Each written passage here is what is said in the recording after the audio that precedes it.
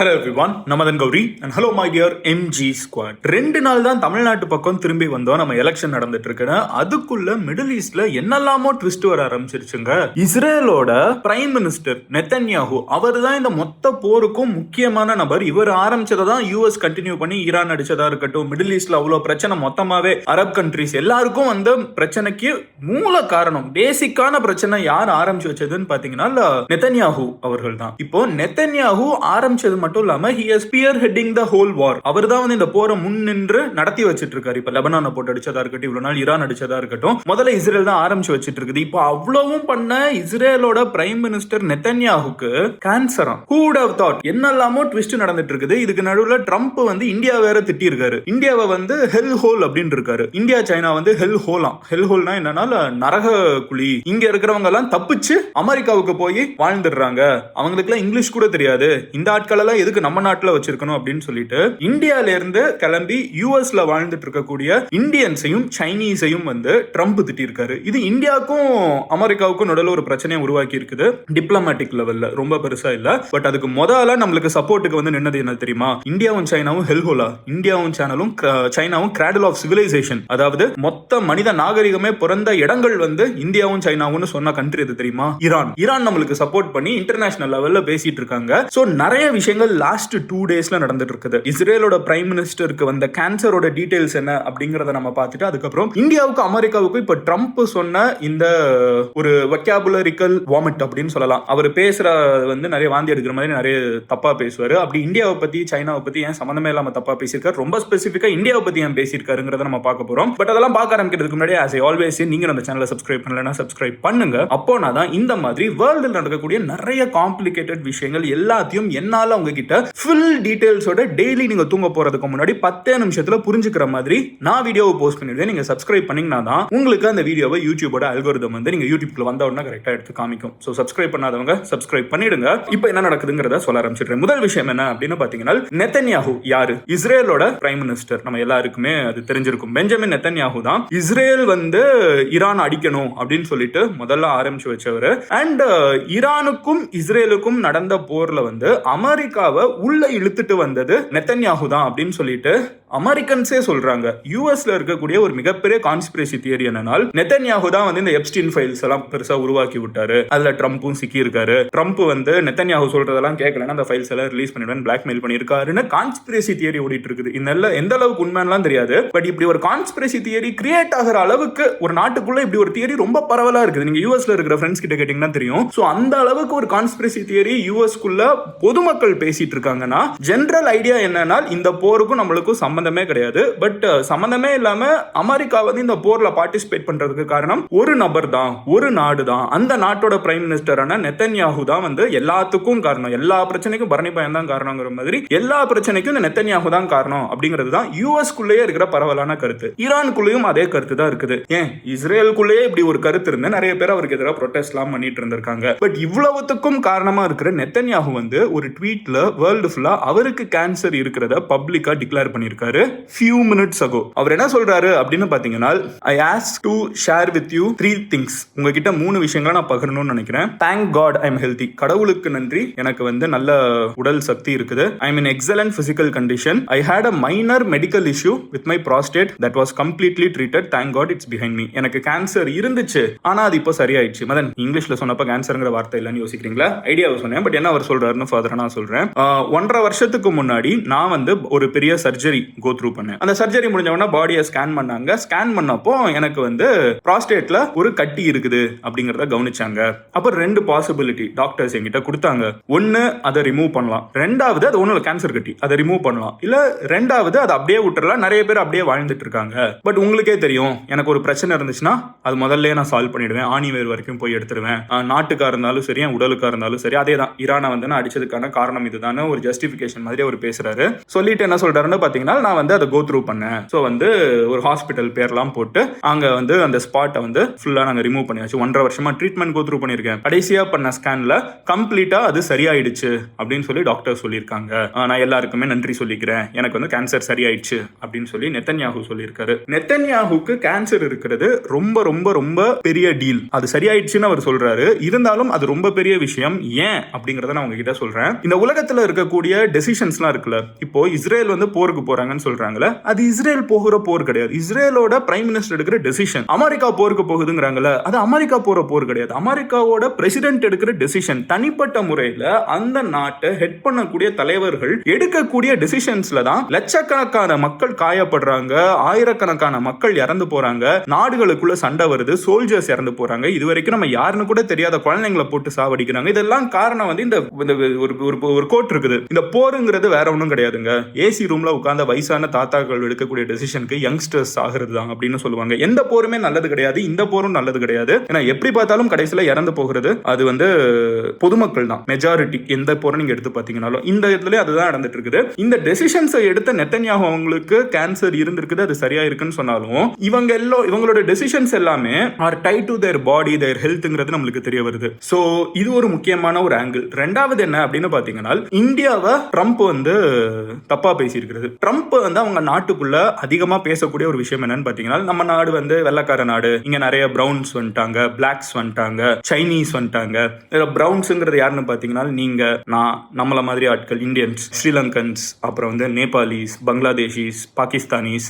இவங்களுக்கும் நம்மளுக்கு என்ன சம்பந்தம் அப்படின்னு யோசிச்சீங்கன்னா, பாகிஸ்தான் இந்தியாவெல்லாம் மொத்தமா அவங்க பிரவுன் தான் பார்ப்பாங்க. ஸோ இந்த மாதிரி நிறைய கண்ட்ரீஸ்ல இருக்கிற மக்களை வந்து பிரவுன் ஸ்கின், பேசிக்கா நம்ம தோல் வந்து பிரவுன். நம்ம ஊர்ல வந்து சண்டை போட்டுப்பாங்க தெரியுமா, நீ வெள்ளை கலர்னா கருப்பு கலர்னு. வெள்ளக்காரன் கண்ணில் எல்லாருமே பிரவுன் கலரா தான் தெரியும், ஏன்னா அவன் நிறம் அப்படி. பிளாக்ஸோட கண்ணிலே நம்ம எல்லாருமே பிரவுனா தான் தெரியும், ஏன்னா அவங்க நிறம் அப்படி. இந்த நிறத்துக்கும் உடலுக்கும் இருக்கிற இந்த உடல் மேல இருக்கிற இந்த நிறத்துக்கும் மனுஷனுக்கும் மனசுக்கும் சம்பந்தமே கிடையாது. பட் அதை வச்சு ஒரு ரேசிசம் எப்பவும் நடக்கும்ல. ட்ரம்ப் அந்த ஆங்கிள் என்ன சொல்றாருன்னு பாத்தீங்கன்னா, இந்த மாதிரி நம்ம நாடா இல்ல, இங்கிலீஷே தெரியாதவங்க நிறைய பேர் நம்ம நாட்டுக்குள்ள வந்துட்டாங்க, இவங்களெல்லாம் வெளியே அனுப்பணும் அப்படிங்கறத சப்போர்ட் பண்ற மாதிரி ஒரு ஆர்டிகல், இந்த ஆர்டிகலை அவர் போஸ்ட் பண்றாரு. அதுல வந்து ஒரு லைன் இருக்குது. அந்த லைன்ல என்ன சொல்றாங்க அப்படின்னு பாத்தீங்கன்னா, India is a hell hole அப்படின்னு வந்து அந்த டாக்குமெண்ட்ல ஒரு லைன் இருக்குது. இந்தியாவை மட்டும் கிடையாது, இந்தியா அண்ட் சைனா ரெண்டு கண்ட்ரியுமே வந்து ஹெல் ஹோல்ஸ். இந்த கண்ட்ரிஸ் எல்லாம் வந்து இங்க இருக்கிறதே தப்பு, இவங்களோட இந்த கண்ட்ரிஸோட ஆட்கள்லாம் இங்க இருக்கிறதே தப்பு, இவங்களெல்லாம் திருப்பி அனுப்பிச்சிடணும் அப்படிங்கிற மாதிரி அந்த ஆர்டிகல்ல இருக்குது. அதை நான் உங்களுக்கு எக்ஸாக்டா வாசிச்சே காமிச்சிடுறேன். என்ன சொல்றாங்க, அதுக்கு இந்தியா ரெஸ்பாண்ட் வேற பண்ணிருக்குது. ஓகேவா, இந்தியா வந்து இது தப்பு, இப்படிலாம் பேசக்கூடாதுன்னு சொல்லியிருக்குது. எனிவே அதுல என்ன சொல்றாங்கன்னு பாத்தீங்கன்னா, பர்த் ரைட் சிட்டிசன்ஷிப் அப்படிங்கிற ஹெட்டிங் தான் அந்த ஆர்டிகலுக்கு கொடுத்திருக்காங்க. பர்த் ரைட் சிட்டிசன்ஷிப்னா இங்க இருந்து கிளம்பி போகக்கூடிய இந்திய பேரண்ட்ஸுக்கு ஒரு குழந்தை அமெரிக்கால பிறந்துச்சுன்னா அவங்க அமெரிக்கனா ட்ரீட் பண்ணப்படுவாங்க. அதை நிறுத்தணும் அப்படிங்கிறது தான் இந்த ஆர்டிகிளோட மைய புள்ளி. ஓகேவா, இந்த வீடியோவே நிறைய பேர் யூஎஸ்ல இருந்து பார்த்துட்டு இருப்பீங்க. யூஎஸ் இந்தியன் கம்யூனிட்டிங்கிறது ஒரு மிகப்பெரிய கம்யூனிட்டி. நம்ம லிட்டரலா அங்க வந்து பிரசிடென்ட் கேண்டிடேட்ஸ் எல்லாம் உருவாக்கி இருக்கோம். அமெரிக்காவோட வைஸ் பிரசிடென்டா கமலா ஹாரிஸ் இருந்திருக்காங்க. சோ இது ஏதோ ஏனோதானோன்னு இருக்கிற கம்யூனிட்டி கிடையாது. அவங்களுக்கு அதிகமா உழைச்சு டாக்ஸ் கட்டி கான்ட்ரிபியூட் பண்ணக்கூடிய எத்தனிசிட்டிஸ்ல இந்தியா வந்து ஹையஸ்ட். இந்தியன்ஸ் வந்து அவ்வளோ டாப்ல இருக்கும் அவங்க நாட்டை முன்னேற்றதுல. அப்படி இருக்கிறப்போ அங்க நம்ம நிறைய இந்திய வம்சாவளியில இருக்கிறவங்க அமெரிக்கன் சோல்ஜர்ஸ் எல்லாம் கூட இருக்காங்க. பட் எனிவே இந்த ஆர்டிகல்ல எல்லா நாட்டுக்குள்ளேயும் சில பேர் வந்து நீ வெளியே போனே சொல்லிட்டே இருப்பாங்கல்ல. அமெரிக்கன் வெர்ஷன் தான் ட்ரம்ப். அவர் என்ன சொல்றாருன்னு பாத்தீங்களா அந்த ஆர்டிகல்ல, baby here comes an instant citizen. So இங்க வரக்கூடிய ஒரு குழந்தையை வந்து இன்ஸ்டன்ட் சிட்டிசனா மாத்திடுறோம். And then they bring their entire family in from China or India or some other hell hole on the planet. இங்க ஒரு குழந்தைய வந்து பர்த் ரைட் சிட்டிசன்ஷிப்னு கொடுத்து இங்க எந்த ஒரு அப்பா அம்மா போய் அங்க ஒரு குழந்தைக்கு வந்து அந்த சிட்டிசன்ஷிப்பை கொடுத்துட்டாங்க, அமெரிக்கன் சிட்டிசன்ஷிப் நாங்க பிறக்கிறப்ப கொடுத்தாச்சுன்னா, வெளியே இருந்து வரக்கூடிய அந்த குழந்தை வந்து இந்தியால இருந்து மத்த நிறைய பேரை கூப்பிட்டு வந்துடுது. அதுவும் எந்த மாதிரி இந்தியா சைனான்னு சொல்லல, அவங்க என்ன சொல்றாங்க, ஹெல் ஹோல் நரக ஓட்டையில இருந்து கூப்பிட்டு வந்துடுறாங்க. You don't have to go too far to see that. நீங்க அது ரொம்ப தூரம் போய் பார்க்க வேணாம், நீங்க உங்களை சுத்தியே பார்க்கலாம். English is not spoken here anymore. இங்க அமெரிக்காலே இங்கிலீஷ் கூட பேச மாட்டேங்கிறாங்க.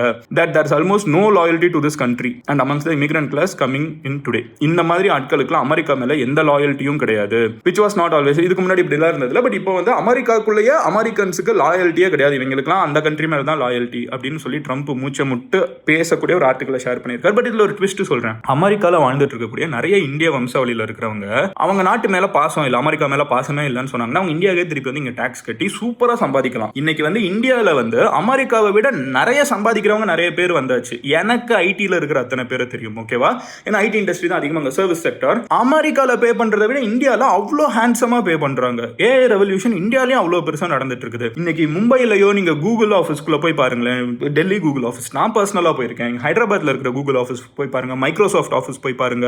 தே are the best of the infrastructure. இன்னைக்கு வேர்ல்டுல வந்து அமெரிக்கன் கம்பெனிஸ்க்கு புரியுது இங்க இருக்கிற டெக்னிக்கல் பீப்புள் இல்லைன்னா நம்ம வாழ்றது கஷ்டம்னு சொல்லிட்டு அங்க இருக்கக்கூடிய டெக்னாலஜி, ரொம்ப பெரிய ஆஃபீஸஸ், ரொம்ப பெரிய ரிசோர்சஸ் எல்லாத்தையுமே இந்தியாவுக்குள்ள கொண்டு வந்து இந்தியாவுக்குள்ள மைக்ரோசாஃப்டோட ஆஃபீஸ் அவ்வளவு பெருசா இருக்குது, கூகுள் ஆஃபீஸ் அவ்வளவு பெருசா இருக்குது. It's like city in their own. நீங்க கூகுள் ஆஃபீஸ்க்குள்ள எல்லாம் போய் பாத்தீங்கன்னா அதுவே ஒரு தனி சிட்டி மாதிரி இருக்கும். இப்போ கூட நான் ரீசெண்டா போயிருந்தேன் ஒரு கிரியேட்டர் ஈவென்ட்டுக்கு, யூடியூப் டெல்லிக்கு போயிருந்தேன், குர்கான்ல. அதுவே ஒரு தனி உலகம், அவ்வளவு பெருசு, அவ்வளவு இன்ஃப்ராஸ்ட்ரக்சர் எல்லாத்தையுமே இங்க கொண்டு வந்துட்டு இருக்காங்க. அப்போ இந்த கம்பெனிஸ்க்கு புரியுது இந்தியன் டேலண்ட்ஸ் எவ்வளவு முக்கியம். அதே அளவுக்கு பே பண்றாங்க. இன்னும் லாட் ஆஃப் ஃப்ரெண்ட்ஸ் எனக்கு கூகுள்குள்ள இருக்காங்க. Since YouTube has been my profession for the past 10 years. எனக்கு வந்து உள்ளுக்குள்ள அவ்வளோ ஃப்ரெண்ட்ஸ் வந்து கூகுள்ல வேலை பார்க்குறாங்க, ஃபேஸ்புக்ல மெட்டால அவ்வளோ பேர் வேலை பார்க்குறாங்க. அவங்க கிட்ட எல்லாம் பேசினா அவங்க யூஎஸ்ல அவங்களோட கவுண்டர் பார்ட்ஸ் இதே வேலையை அமெரிக்கால செய்யறவங்களோட அதிகமா சம்பாதிக்கிறவங்க இங்க இருக்காங்க. அப்போ வந்து இங்க இருக்கிற நிறைய பேர் யூஎஸ்ல இருக்கிறதுக்கான காரணம் இதையும் மீறி சம்பாத்தியம் ஒரு முக்கியமான ரீசன் நான் நம்பல. அட்லீஸ்ட் ஏன்னா இங்க நிறைய சம்பாதிக்கிற ஆப்பர்ச்சுனிட்டிஸ் இருக்குது. நான் எப்படி பார்க்குறேன்னா அது ஒரு பேசிக் லைஃப் ஸ்டைல் வந்து அது இன்னும் பெட்டரா இருக்குது. இந்த பேசிக் இன்ஃப்ராஸ்ட்ரக்சர் சொல்லுவாங்கல்ல, ஒரு peaceful life, laid back life, அப்புறம் வந்து ஒரு சேஃபர் சொசைட்டி, இந்த மாதிரி சில காரணங்கள்னால மேபி யூஎஸ்ல இருக்கு. ஏன்னா நானும் யூஎஸ்ல போயிருக்கேன், நாங்க படிச்சிருக்கேன், பல மாசம் இருந்திருக்கேன். அதனால வந்து நான் யோசிக்கிறப்போ மேபி இந்த மாதிரி சில லைஃப் ஸ்டைல் ஸ்டாண்டர்ட்ஸா இருக்கலாம். பட் பணம் வந்து ஒரு பெரிய விஷயம் இல்லை. பட் ட்ரம்ப் அதை ஃப்ரேம் பண்ற ஆங்கிள் இருக்குல்ல, இவங்க வந்துடுறாங்க இங்க நாட்டுக்குள்ள வரணும்னு ஆசைப்பட்டு, அப்படிலாம் ஒன்றும் கிடையாது. நிறைய பேர் ஜென்யூனான ஆப்பர்ச்சுனிட்டிஸ்க்காகவும், நிறைய பேர் வந்து ஜென்யூனா அங்க இருக்கிற லைஃப் ஏதோ பிடிச்சிருக்குங்கிறதுக்காகவும் தான் யூஎஸ்ல இருக்காங்க. அப்புறம் சில ஆப்பர்ச்சுனிட்டிஸ் அங்கதான் இருக்கும். அதை மீறி வந்து நம்ம யூஎஸ்ல இருக்கணும்னு சொல்லி எனக்கு இந்த நாடு தான் வேணும் அப்படின்லாம் இருக்கிறதுக்கான தேவை யார்கிட்டயும் இல்ல. மெஜாரிட்டி ஆஃப் த பீப்புள் உண்மையிலே இந்த கண்ட்ரி மேல ஒரு பாசத்தை உருவாக்கிடுறாங்க. இந்த ப்ராசஸ்ல இந்த நாடு நல்லா இருக்குது, நம்மள வாழ வச்ச நாடு, வளர வச்ச நாடுன்னு ஒரு பாசத்துல தான் இருந்துட்டு இருக்காங்க. ஏன்னா இன்னைக்கு அவங்க திருப்பி வந்தாங்கன்னா இந்தியாவில் அவங்க வேல்யூ எல்லாம் much higher then what ever they have in US. அதையும் விட்டுட்டு அங்க சூஸ் பண்ணி இருக்கிறவங்கள இவ்வளோ கொச்சையா தான் நாட்டில் இருக்கிற மக்களே யாரையோ பத்தி பேசல. இங்க இருக்கிற இந்தியன்ல இருக்கிற அமெரிக்கன்ஸுக்கும் சேர்த்து தானே ஒரு பிரசிடென்ட், இந்தியன் அமெரிக்கன்ஸுக்கும் சேர்த்து தானே ஒரு அமெரிக்கன் பிரசிடென்ட். அவர் வந்து சும்மா வெறுமனா இங்க இருக்கிற மக்களுக்கு இல்லாமலாம் இல்ல. மோடி வந்து அங்க போனப்போ ஃபங்க்ஷனே நடத்தினாரு. மோடியை வந்து நம்ம பெருசா பேசணும்னா இந்த இந்தியன் அமெரிக்கன் கிரௌடோட ஓட்டு வரும் அப்படின்லாம் சொல்லி வந்து அவ்வளவு ஈவெண்ட்லாம் நடத்தி இருக்கிற வெல்கம் நாமவோ ஏதோ ஒன்று பண்ணாரு. ஸோ ஹவுடி மோடியா அந்த மாதிரி ஏதோ ஒன்று பண்ணாரு. அந்த மாதிரி ஈவெண்ட்லாம் பண்ணி ஓட்டு மட்டும் வேணும். ஆனா ஆட்சிக்கு வந்ததுக்கு அப்புறம் அவங்களே கழுவி ஊத்துறது. இன்னைக்குமே அமெரிக்காவோட மொத்த எக்கானமியோட backbone, infrastructural backbone and அவங்க கம்பெனியோட எந்த பெரிய கம்பெனினாலும் எடுத்துக்கோங்க, Microsoft, Google, Tesla, most of the CEOs are Indians or CTOs, CFOs. எந்த கண்ட்ரி எடுத்து பாத்தீங்கன்னாலும் OpenAI, மீராமூர்த்தி. ஸோ நிறைய பேர் வந்து அவ்வளோ இந்தியன் வம்சாவளி இருக்கிறப்போ, ஊபர் ரெக்கார்ட் எடுத்து பாருங்க, இவ்வளோ இந்தியன்ஸ் தான் வந்து அந்த நாட்டோட இந்த டெக் பூமை வந்து உருவாக்கிட்டு இருக்கிறப்போ அவங்களே வந்து இவங்க வந்துடுறாங்க, இவங்களை தொடர்ந்து நிறைய பேர் வந்துடுறாங்க, இவங்களெல்லாம் வெளியே அனுப்பணும்னு சொல்லி அந்த நாட்டோட பிரசிடென்ட்டே பேசுறது எவ்வளவு காயப்படுத்தும். ட்ரம்ப் வந்து is just obsessed about himself. அவரை தாண்டி அவர் யாரை பத்தியுமே யோசிக்கிற மாதிரி தெரியல. Genuinely feel bad for everyone. இந்த மாதிரி இந்தியன்ஸ் மட்டும் இல்ல, மெக்சிகன்ஸ், சைனீஸ், இந்த வம்சாவளியில வந்து இன்னைக்கு அமெரிக்கானா என்ன, அமெரிக்கால வந்து முதல்ல ரெட் இண்டியன்ஸ் தான் இருந்தாங்க. அதை தவிர யாருமே ஒரிஜினலா அமெரிக்கா பூர்வகுடி மக்கள் கிடையாது. எல்லாருமே செட்டிலர்ஸ் தான். ட்ரம்பையும் சேர்த்து ட்ரம்ப்ஸோட வம்சாவளியே ஜெர்மனில இருந்து வருது. சோ நீ என்ன 200 வருஷத்துக்கு முன்னாடி போயிட்டு அவங்க இப்போ வராங்க, அவ்வளவுதானே வித்தியாசம். அமெரிக்காங்கிற ஒரு நாடு வந்து ஒரு ப்ராமிஸ்டு லேண்ட். எல்லாரும் ஒன்னா போய் உலகத்துல இருக்கிற பெஸ்ட் டேலண்ட் ஒன்னா சேர்ந்து ஒரு புதிய ஒரு வளர்ச்சியை உருவாக்கலாம்னு உருவாக்கப்பட்ட ஒரு முயற்சி. அந்த முயற்சி இவ்வளவு நாள் சக்சஸ்ஃபுல்லா இருக்குது. திடீர்னு 200 வருஷத்துக்கு முன்னாடி வந்தவன் ஓகே நீ வரக்கூடாது, இந்த கலர்ல இருக்கிறவன் ஓகே நீ வரக்கூடாது, இதெல்லாம் வந்து எந்த விதத்துல ஃபேர், இது நியாயமா எனக்கு படல. இது வந்து ஒரு complete racism marked under citizenship, birth right அப்படி இப்படின்னு என்னலாமோ பேசி ஒரு ரேசிசமா தான் இருக்குது. பட் அது என் ஒப்பீனியன், மற்றபடி உங்களுக்கு நான் அதை விட்டுறேன். பட் ஓவரால் இதுதான் வந்து நம்மளுக்கு மெயினா தெரிஞ்சுக்க வேண்டிய ஒரு விஷயம் என்னன்னு பாத்தீங்கன்னா, ட்ரம்ப் யூஎஸ்க்குள்ள இந்தியாவுக்கும் அமெரிக்காவுக்கும் இருக்கிற ரிலேஷன்ஷிப்ல ஒரு விரிசலை உருவாக்கி விட்டாரு. இந்தியாவோட எக்ஸ்டர்னல் அஃபேர்ஸ் மினிஸ்டர் வந்து இதுக்கு ரியாக்ட் வேற பண்ணியிருக்காங்க. முதல்ல என்ன சொன்னாங்கன்னு பாத்தீங்கன்னா, ஒரு பிரஸ் மீட்ல பேசுறப்போ இதை பத்தி நாங்க பெருசா கமெண்ட் பண்ண விரும்பல அப்படின்னு சொல்லிட்டு போயிடுறாங்க. பட் சோஷியல் மீடியாவில் இது பயங்கரமா பத்திக்கிட்டு எரியுது. அதுக்கப்புறம் வந்து அவங்க ஒரு ஸ்டேட்மெண்ட் ரிலீஸ் பண்றாங்க. அதுக்கு அவங்க சொல்றாங்க, we have seen the comments as long as the subsequent இது வந்து அவங்க சொன்னாங்க US embassy அதுக்கப்புறம் இல்ல நாங்க நல்ல ரிலேஷன்ஷிப்ல இருக்கோம்லாம் சொன்னாங்க. But the remarks are obviously uninformed, தப்பா இருக்குது, பொய்யா இருக்குது, inappropriate, தப்பான நேரத்துல தப்பான சூழ்நிலையில தவறா வந்து கன்வே ஆகுது, and in poor taste, கேவலமான டேஸ்ட்லயும் இருக்குது. they certainly do not reflect the reality of India-US relationship. இந்தியாவும் யூஎஸும் அவ்வளோ மட்டமாலாம் இறங்கி போகல எங்க ரிலேஷன்ஷிப். நாங்க ஜென்யூனா mutual respect and shared interest, first. உனக்கும் என் மேல மரியாதை இருக்கணும், எனக்கும் ஒரு மேல மரியாதை இருக்கணும். அது இருக்கிற வரைக்கும் தான் நாங்க இருக்க முடியும். இப்படிலாம் பேசிட்டு இருக்க கூடாது அப்படின்னு சொல்லி இந்தியன் கவர்மெண்ட் வந்து ஸ்ட்ராங்கா வார்ன் பண்ணி விட்டுருக்காங்க ட்ரம்ப். அதுக்கப்புறம் ட்ரம்ப் வந்து மறுபடியும் நானும் மோடியும் ஃப்ரெண்ட்ஸ், நீயும் நானும் ஒன்று, இது காந்தி பிறந்த மண்ணு, நம்ம எல்லாருமே ஜிகிரி தோஸ்து, மேபி எலெக்ஷன்ஸ் வருதுங்கிறதுனால இந்தியன்ஸ் கம்யூனிட்டி ஓட், அது ஒரு சின்ன பர்சன்டேஜ் இருந்தாலும் ரொம்ப இன்ஃப்ளூயன்ஷியலான ஓட்டு, அதுக்காக ஐஸ் வச்சிருக்கலாம். But what he said is something absolutely wrong. அவர் என்ட்ராஸ் பண்ண அந்த பேச்சு. பட் எனிவே இதுதான் வந்து அங்கே நடந்திருக்குது. பட் இது நடந்து முடிஞ்ச உடனே நம்மளுக்கு முதலா சப்போர்ட்டுக்கு வந்து நின்றுக்கிறது யாருன்னு பார்த்தீங்கன்னா ஈரான் வந்து சும்மாவே அமெரிக்கா மேல காண்டு, இந்தியா சைனா வந்து ஓரளவுக்கு ஈரானோட எக்கானமியை தாங்கி பிடிக்கிறதுக்கு ஆயில்லாம் வாங்கிட்டு இருக்கோம், நம்மளுக்கும் தேவை இருக்குது இல்லைன்னு சொல்லல. பட் அமெரிக்கா வந்து ட்ரம்ப் வந்து இப்படி இந்தியாவை சொன்ன உடனே சைனாவையும் சேர்த்து தான் சொல்றாரு. உடனே ஈரான் வந்து உள்ள வந்துட்டு என்ன சொன்னாங்கன்னு பார்த்தீங்கன்னா, இந்தியா வந்து கிரேடல் ஆஃப் சிவிலைசேஷன், அதாவது நாகரிகம், மனுஷன் வந்து சிவிலைசேஷன் நாகரிகமா வாழணும்னு நினைச்சப்போ அது பிறந்த இடமே இந்தியா தான், சைனா தான். இவ்வளோ குளோரியஸான கண்ட்ரிஸ் இப்படி ட்ரம்ப் சொல்றதுக்கு வன்மையான கண்டனங்கள்ங்கிறத பப்ளிக்கா வந்து ஈரான் போட்டு பழக்க ஆரம்பிச்சாங்க. ஆஃப்கோர்ஸ் ஈரானுக்கு அதுல வெஸ்டட் இன்ட்ரெஸ்ட் இருக்குது. But it's good to C Iran வந்து இந்தியாவுக்கு சப்போர்ட்டா இவ்வளோ பெரிய இன்டர்நேஷனல் ஃபோரம்ல எல்லாரும் பார்க்குற மாதிரி ட்ரம்ப் பேசினது தப்பு அப்படின்னு நம்மளுக்கு சப்போர்ட்டிவா பேசியிருக்காங்க. ஸோ இதுதான் இன்னைக்கு 2 நாளாக நம்ம மிஸ் பண்ண 3 முக்கியமான விஷயங்கள். ஒன்னு, நெத்தன்யாஹூ பப்ளிக்கா அவருக்கு கேன்சர் இருக்குங்கிறத டிக்ளேர் பண்ணியிருக்காரு, சரியாயிடுச்சுன்னு சொல்லியிருக்காரு. ரெண்டாவது, ட்ரம்ப் இந்தியாவை சாடி பேசின ஒரு விஷயம், பதிலுக்கு ஈரான் நம்மளுக்கு சப்போர்ட் வந்திருக்கிறது. ஸோ இந்த 3 விஷயத்தையும் நம்ம இப்போ டீட்டெயில்டா பார்த்திருக்கோம். எல்லாத்துக்கும் நடுவில் மிடில் ஈஸ்ட்ல அந்த போர் முடிஞ்சா இல்லையான்னு கேட்டீங்கன்னா, இன்னும் சீஸ் ஃபயர் கண்டினியூ ஆயிட்டு இருக்குது. பட் அதுல ரொம்ப முக்கியமா ஸ்ட்ரெயிட் ஆஃப் ஹோர்முஸ், இது வழியா தான் எனர்ஜி ஃப்ளோ ஆகணும். Strait of Hormuz is still closed.